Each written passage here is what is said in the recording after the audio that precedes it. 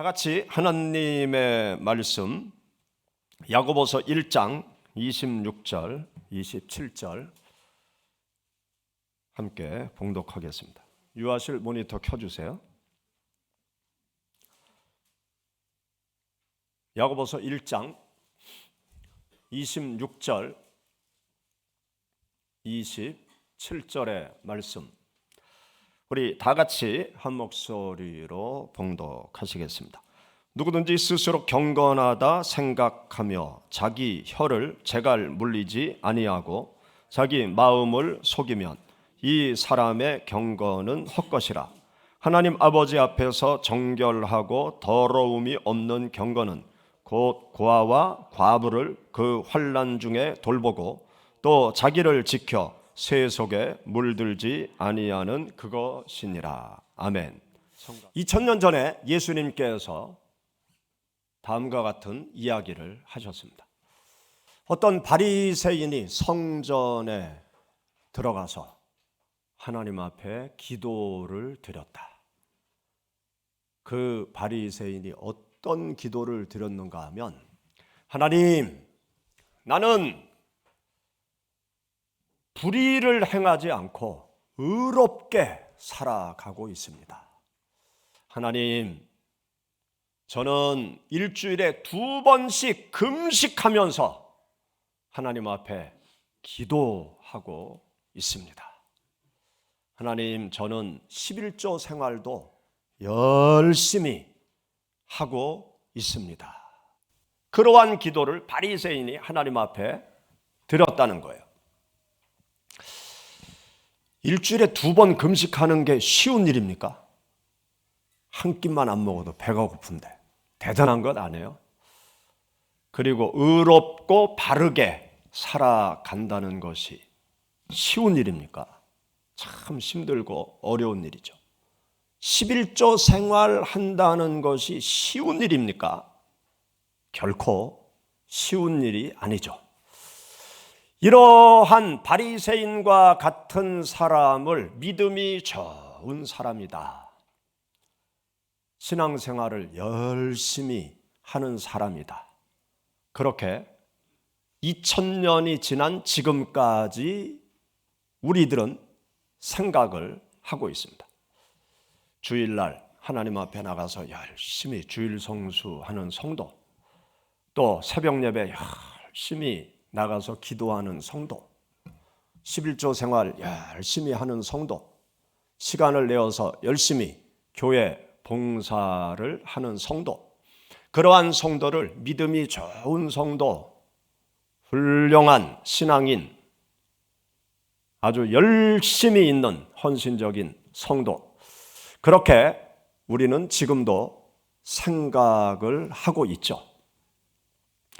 그런데 예수님께서 바리새인 이야기를 꺼낸 이유가 무엇입니까? 문제가 있다 이거예요. 당시 바리새인들은 그렇게 신앙생활하는 것이 거룩하고 의로운 믿음 생활이라고 생각을 하고 있을 그때 예수님께서 그러한 말씀을 하신 것은 문제가 있다는 것입니다. 우리들이 지금 생각하는 믿음이 좋다, 믿음의 열심을 가지고 있다, 신앙생활 잘한다, 그렇게 평가를 내릴 때 우리들이 생각하는 기준, 그 기준에 의해서 믿음 생활을 잘한다고 말하는 것이 과연 믿음 생활을 잘하는 것일까요?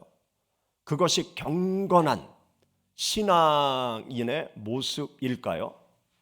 한번 여러분들 오늘 말씀을 들으면서 한번 생각해 보시고, 내가 생각하는 믿음의 열심, 경건한 삶, 훌륭한 신앙인의 기준에 대해서 오늘 말씀을 들으시면서 한번 점검해 보시기를 바랍니다. 오늘 우리가 함께 읽은 본문 말씀은 예수님의 동생 야고보가 있었는데, 야고보가 기록한 말씀이 우리가 함께 읽은 야고보서 말씀이에요. 예수님의 동생 야고보가 참된 경건의 신앙생활이 뭐냐, 그것에 대해서 말씀을 하고 있는 거죠. 우리가 함께 읽은 본문 말씀에 보면 야고보가 우리들에게 주시는 하나님의 말씀은 참된 경건이라는 것은 무엇을 말하는 것이냐? 하나님을 향한 신앙 행동이 아닌 사람들을 향한 신앙 행동에서 경건한 삶을 찾아야 된다. 그것을 첫 번째로 말씀하고 있습니다. 여러분들, 우리가 함께 읽은 본문 말씀 26절, 27절의 말씀 우리 다시 한번 자세히 생각하시면서 읽어보시겠습니다. 누구든지 스스로 경건하다 생각하며 자기 혀를 이 사람의 경건은 헛것이라. 하나님 아버지 앞에서 정결하고 더러움이 없는 경건은 곧 고아와 과부를 그 환난 중에 돌보고 또 자기를 지켜 새 속에 물들지 아니하는 그것이니라. 아멘. 여기 말씀에 보면 헛된 경건에 대해서 말씀하고 있어요. 헛된 경건이 뭐라고 말씀하십니까? 혀에 재갈 물리지 않는 경건은 헛된 경건이다. 우리나라로 말하면 혀에 콧두레를 하지 않은 경건은 헛것이라는 거예요. 이스라엘 사회는 노새, 말 그런 것이 있었죠. 그런데 이 노새들을 조정하려면 입에 재갈을 하나 딱 물렸어요. 그리고 끈을 묶어서 그 노새들을 또 말들을 조종했던 거죠. 우리 한국 사회는 송아지가 태어나면 송아지를 어느 정도 키운 다음에 이제 일할 때 잘 조종하기 위해서 코를 뚫어가지고 거기에 나무를 탁 꿰가지고 끈을 묶어서 뒤에서 그 소를 조종하기 위해서 콧뚜레를 합니다. 우리들이 말을 하는데 이 말에 재갈을 물리지 않는 거예요. 콧뚜레를 하지 않은 거예요. 하나님의 말씀으로, 하나님의 능력으로 내 입을 제어하지 않고 그냥 생각되는 대로, 감정이 흘러가는 대로 예수 그리스도 믿는 성도들이 막 이야기하면서 다른 사람들에게 상처를 주고 다른 사람을 실족해 하는 말을 함부로 막 하면 아무리 기도를 많이 해도 다 헛되다는 거예요. 아무리 금식 기도를 해도 말로 다른 사람을 상처 입히고 실족시키고 다른 사람을 비난하고 욕하고 그런 일을 일삼으면 아무리 예배를 열심히 드려도 기도를 많이 해도 금식을 많이 해도 그 경건은 다 헛된 것이다. 그것을 말씀하고 있는 것입니다. 또 고아와 과부, 환난 중에 있는 사람들을 전혀 돌보지 않고 나만 호의호식하는 삶, 그런 삶을 살아가면 아무리 기도해도 다 기도가 헛된 것이고 아무리 예배를 열심히 드려도 그 예배가 다 헛된 것이라고 야고보는 우리들에게 말씀하고 있습니다. 이 말씀들이 다 사람들과의 관계 속에서 벌어지는 것을 말하는 거예요. 다른 사람들과의 관계 속에서 다른 사람을 실족해 하고 상처를 주는 행동, 다른 사람이 어려운데 그것을 외면하는 행동, 이 사람들과의 관계 속에서 하나님께서 말씀하시는 삶을 실천하지 않는 삶, 그것은 다 헛된 경건이라고 말하고 있는 것입니다. 야고보는 앞서서 말씀드린 대로 예수님의 동생이었어요. 예수님의 육신의 동생들이 있었죠. 남동생이 있었고 여동생들도 있었습니다.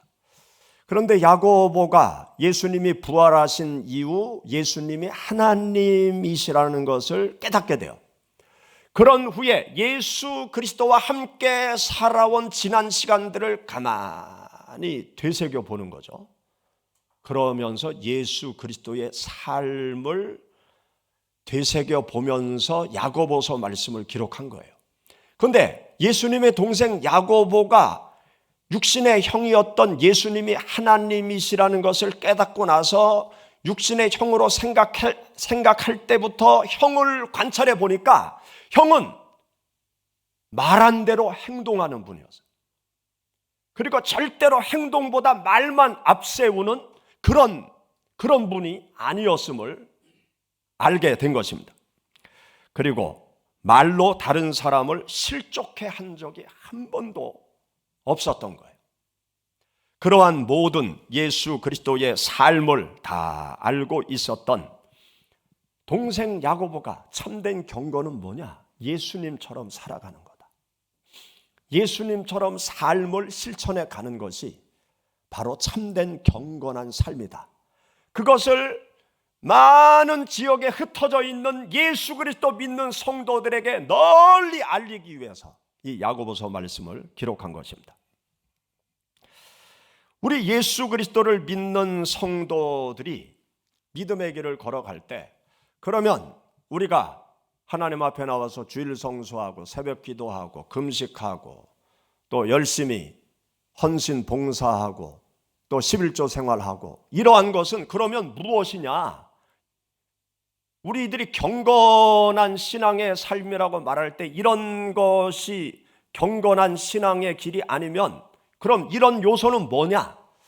사실은 주일 성수하고 말씀 공부하고 기도하고 예배 드리고 하는 이 모든 것들은요, 우리 신앙 생활을 해 나가는 우리 성도들이 나의 신앙을 성장시키는 요소예요. 나의 신앙을 건강하게 만드는 요소예요. 나의 신앙을 틈실하게 성장시켜 나가는 요소인 것입니다. 우리가 열심히 주일 성수하면서 예배 드리면서 말씀을 듣고 또 하나님 앞에 새벽에 나와서 기도하고 말씀을 공부하고 듣고 이러한 것은 우리들의 신앙을 성장시켜 나가는 거예요. 농사로 말하면 농부가 꽃을 피우고 열매를 맺기까지 어떤 일을 열심히 하는가 하면 거름을 밭에 뿌리고 땅을 갈아엎고 거기에 씨앗을 뿌리고 물을 주어서 그 곡식이 싹을 내고 잎을 내고 자라도록 만들죠. 그렇게 해야 꽃이 피고 열매가 맺는 것 아닙니까? 우리들의 신앙생활에 있어서 내가 하나님 앞에 나와서 기도하고 말씀을 공부하고 금식하고 예배 드리는 그 모든 일은 그 기초 작업과 똑같은 거예요. 사실 이러한 것은 우리 성도들이 마땅히 해야 될 기본적인 신앙인의 모습인 것입니다. 우리가 하나님 앞에 주일 성수하는 게 대단한 게 아니에요. 당연히 해야 될 일이에요. 우리가 하나님 앞에 11조 생활하는 것, 나의 소유권이 하나님께 있다는 것을 인정하는 믿음의 행위, 당연히 해야 되는 거예요. 우리가 하나님 앞에 열심히 기도하고 말씀을 공부하고 말씀을 읽는 것, 당연히 해야 되는 거예요. 그것을 열심히 한다고 우리 신앙인들이 특별한 게 아니에요. 이것은 당연한 신앙인의 모습이에요. 이런 당연한 것을 열심히 할 때 우리들의 신앙의 기초 체력이 튼튼한 거죠. 그 다음에 우리가 어디로 가야 되느냐? 세상 속에서 이 신앙의 꽃을 피우고 세상 속에서 신앙의 열매를 맺어야 되는 거예요. 그래서 세상 사람들이 예수님 믿는 나를 바라볼 때 나의 말과 나의 행동을 바라보고 당신은 정말 진짜 교인이다. 내가 너를 보니까 하나님이 살아계신 것을 알겠다. 너처럼 예수 믿으면 나도 예수님을 믿겠다. 너처럼 하나님을 믿으면 정말 하나님이 계신 걸 내가 알고 나도 하나님께로 가겠다. 그러한 말을 우리가 세상 속에서 들어야 된다고요.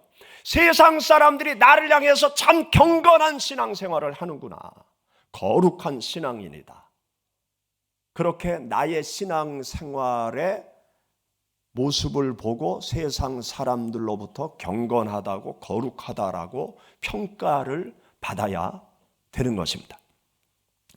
야고보는 여기 성경 말씀 속에서 참된 경건, 참된 거룩, 그것이 바로 우리들의 삶 속에서 평가받아야 될 부분임을 우리들에게 가르쳐 주고 있습니다. 여러분들이 하나님을 믿는 신앙의 길을 지금까지 걸어오면서 나의 삶이 세상 속에서 어떠했는가? 나의 삶이 세상 사람들 속에서 경건한 신앙인이다라고 평가를 받을 수 있는지 한번 말씀을 놓고 생각해 보시기를 바랍니다. 두 번째로 예수님의 동생 야고보는 어떤 생활이 경건한 신앙생활이라고 말씀하고 있는가 하면 세속에 물들지 아니하는 생활을 하는 것이 경건한 신앙생활이다. 그렇게 말씀하고 있습니다. 여러분 27절의 말씀 우리 다시 한번 읽어보시죠. 하나님 아버지 앞에서 정결하고 곧 고아와 과부를 그 환난 중에 돌보고 또 자기를 지켜 세속에 물들지 아니하는 그것이니라. 아멘. 여기 세속에 물들지 않는 것이 정결하고 더러움이 없는 경건이다. 그렇게 말씀하고 있습니다. 거룩이라는 단어가 있어요. 거룩한 하나님, 거룩한 성도. 이 거룩이라는 단어의 의미는 어떤 의미인가 하면 쪼갠다. 예를 들어서 닭 한 마리가 있어요. 그러면 털을 뽑고 배를 칼로 쪼개죠. 그 쪼갠다라는 의미가 있어요. 또 분리시킨다. 그러한 의미가 거룩이라는 단어의 의미입니다. 내가 세상 속에 살아가면서 세상과 내가 달라붙으려고 그래요. 그러면 하나님의 말씀의 검으로 쪼개야 돼요. 나 자신을 쪼개야 돼요. 세상과 나를 쪼개고 나를 분리시키는 것. 그것이 바로 거룩이라는 것입니다. 그것이 바로 거룩한 신앙생활, 경건한 신앙생활입니다. 물과 기름이 섞이지 않죠. 물과 기름이 섞이지 않듯이 우리가 세상에 살지만 세상과 섞이지 않는 삶, 그것이 바로 경건한 거룩한 신앙의 삶인 것입니다. 우리가 사는 세상은 세상이 추구하는 가치들이 있어요. 그리고 하나님을 믿을 때 하나님께서 우리들에게 말씀하시는 하나님의 말씀의 가치관이 있어요. 그런데 이 세상의 가치관과 하나님의 가치관은 항상 충돌을 해요. 일치하는 게 하나에서 열 세워볼 때 한 가지도 없어요. 예를 들면 세상 사람들은 높은 곳을 향해서 계속하죠. 높은 곳을 향해서 올라가는 사람을 성공했다고 박수를 쳐줍니다. 그리고 다들 높은 곳으로 가기 위해서 노력을 하고 어떻게 하면 높아질까? 그 생각을 하면서 평생 살아갑니다. 그런데 하나님께서는 우리들에게 어떤 삶을 요구하십니까? 낮은 데로 가라. 낮은 데로 가라고, 계속 낮은 데로 가라고 말씀하시죠. 빌립보서 2장에 보면 그는 근본 하나님의 본체시나 하나님과 동등됨을 취할 것으로 여기지 아니하시고 자기를 비워 종의 형체를 가져 사람들의 모양으로 나타나셨다. 우리가 믿는 예수님이 하늘에서 세상으로 내려오신 거예요. 사람의 몸을 입고 또 종의 모습으로 내려가신 거예요. 하나님께서 말씀하시는 가치관은 내려가라 이거예요. 그런데 세상에서는 올라가라, 올라가라, 올라가 계속 높은 곳으로 높은 곳으로. 어떻게 하면 높은 곳으로 갈까? 가치관이 충돌하잖아요. 또 우리가 세상에 태어날 때 맨몸으로 두 손 불끈 쥐고 태어납니다. 갓난아이들 태어날 때 전부 다 손을 불끈 쥐고 응앙 하면서 세상 모든 것을 내 것으로 만들리라 응앙 하면서 열심히 세상 건 내 것으로 만들려고 살아가잖아요. 내 거 끝까지 놓지 않으려고 아둥바둥 어떻게 해서든지 내 것으로 더 만들려고 아둥바둥 하면서 세상을 살잖아요. 그러다 감옥에 가기도 하고. 그런데 하나님의 말씀은 무엇을 우리들에게 요구합니까? 나눠줘라, 베풀어라, 욕심을 내지 말아라. 하나님은 내 손에 있는 걸 자꾸 나눠주라고 말씀하시잖아요. 세상 사람들은 나를 먼저 생각하라고 말하고 있어요. 내가 없으면 아무것도 없어. 나를 사랑하라고. 그런데 하나님께서는 이웃을 먼저 생각하라고. 우리가 세상에 살 때 이 가치관이 계속 충돌하는 거예요. 그러니까 혼란스럽잖아요. 올라가는데 내려가라고 하니까 올라가다가도 내려가야 될 것 같고, 내려가다 보니까 올라가야 될 것 같고, 어디로 가야 될지 헷갈리잖아요. 그래서 막 올라가다가도 또 내려가라고 그러니까 조금 내려가다가 또 막 뛰어 올라가고, 그러다가 또 내려가고, 그러다가 넘어지기도 하고 자빠지기도 하고, 여기 깨지고 저기 깨지고, 혼란스럽죠?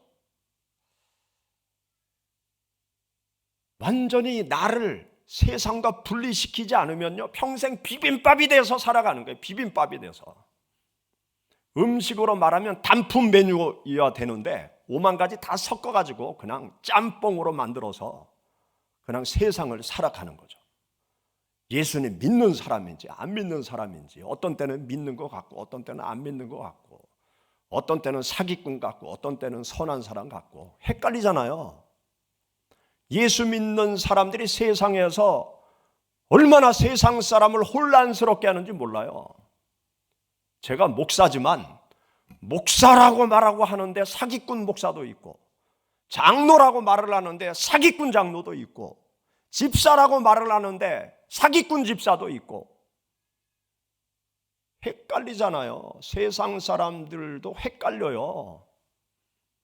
누구를 믿어야 될지, 누구 말을 따라야 할지 헷갈린다고요. 그런 일들이 왜 벌어집니까? 세상에 살면서 세상과 나를 분리시켜야 되는데 분리시키지 못하는 거예요. 새 속에 물들지 말아야 되는데 새 속에 물들어 있는 거예요. 새 속에 물들어 있으면 아무리 기도해도 아무리 예배를 열심히 드려도 소용없다는 거예요. 새 속에 물들지 않기 위해서 발버둥 치면서 기도하면서 세상과 다른 길을 걸어가는 것이 경건한 삶의 길인 거예요. 그 길을 주님께서 우리에게 원하시는 거고, 그 길을 힘들게 걸어갈 때 세상 사람들이 나를 바라보고 당신은 참 경건한 신앙인이다, 당신은 거룩한 신앙인이다, 당신을 보니까 하나님이 계신 것 같다, 그렇게 이야기하는 거죠. 예수님의 삶을 보세요. 세상에 계셨지만 세상과 섞인 적이 없으세요.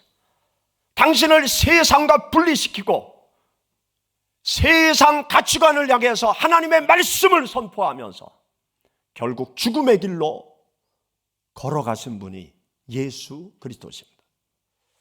사랑하는 여러분, 예수님이 걸어가신 그 길을 걸어가는 것이 경건한 신앙의 삶인 것입니다. 야고보는 세 번째로 여기 말씀에 무엇이 경건한 삶이라고 말씀하고 있는가 하면, 가난하고 어려운 사람을 돌보는 것이 경건한 삶이다, 그렇게 말씀하고 있습니다. 여러분, 27절의 말씀 우리 다 같이 읽어보시죠. 하나님 아버지 앞에서 정결하고 더러움이 없는 경건은 곧 고아와 과부를 그 환난 중에 돌보고 또 자기를 지켜 새 속에 물들지 아니하는 그것이니라. 여기 말씀에 보면 고아를 돌보는 것이 더러움이 없는 경건이다, 과부를 돌보는 것이 더러움이 없는 경건이다, 환난 중에 돌보는 그러한 일이 더러움이 없는 경건이다. 고대 시대의 고아와 과부는 절대 빈곤 대상이었어요. 누구도 돌보지 않는 절대 빈곤층에 있는 사람들, 다른 사람의 보호를 받아야 될 대상. 우리 주위에 어려운 사람이 얼마나 많습니까? 우리 장로님 또 집사님 기도와 광고 중에 말씀을 하셨는데, 튀르키예, 터키로 알고 있는 이 튀르키예, 거기에서 시리아 접경 지역에서 큰 지진이 지금 일어났죠.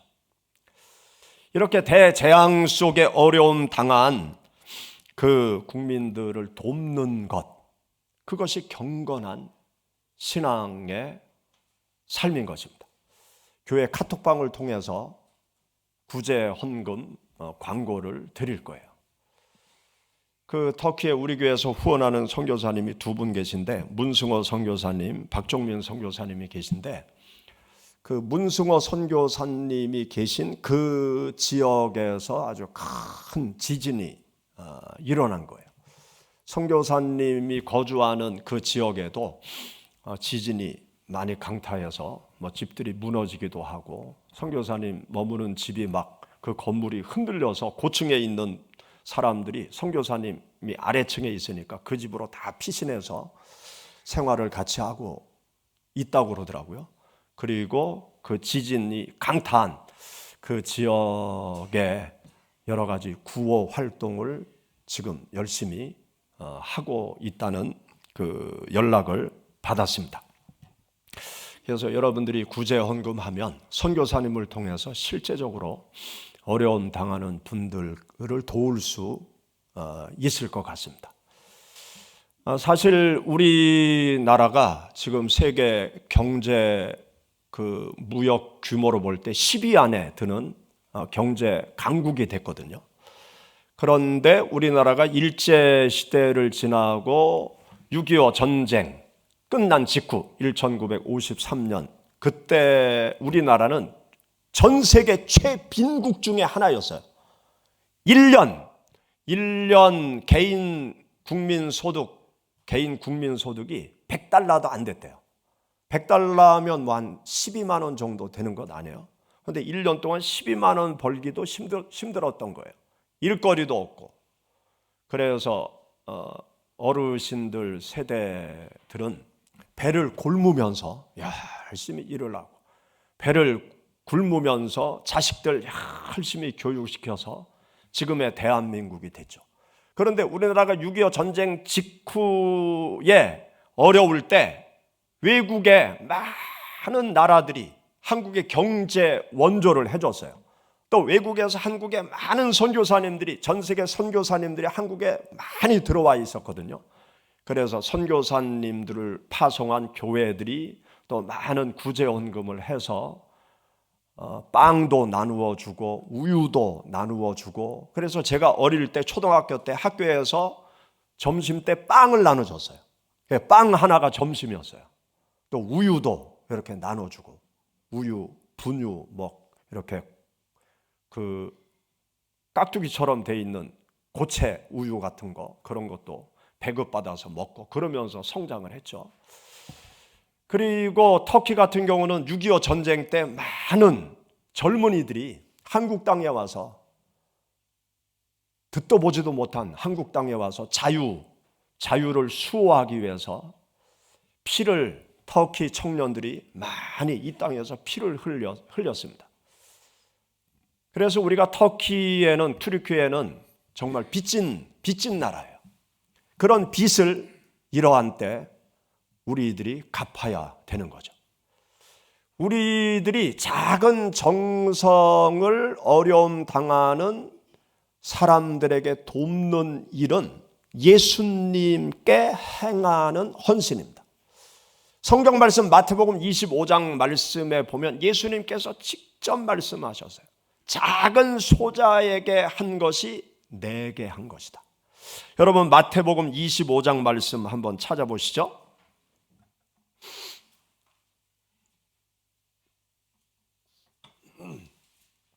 마태복음 25장 우리 34절 말씀부터 40절 다 같이 봉독하겠습니다.